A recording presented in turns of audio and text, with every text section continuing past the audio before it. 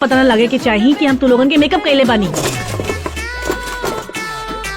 नमस्कार भाई लोग, आज प्रिया ब्यूटी पार्लर के ट्रेलर रिलीज होई गईल बा। त प्रिया ब्यूटी ट्रेलर के रिव्यू की बात करे वाला बाटी। हेलो, हमार नाम प्रदीप मौर्य बा और आप लोग देख रहल बाटी फिल्मी पॉइंट ZX।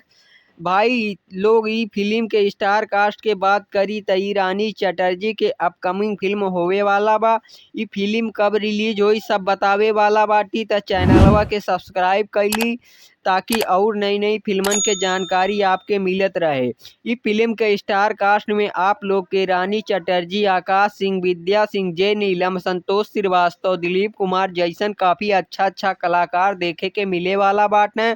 ई फिल्म में रानी चटर्जी एक बहू के किरदार में नजर आवे वाला बाटी, जौन की ब्यूटी पार्लर खोले के सपना लेके अपने ससुराल आइल बाटी।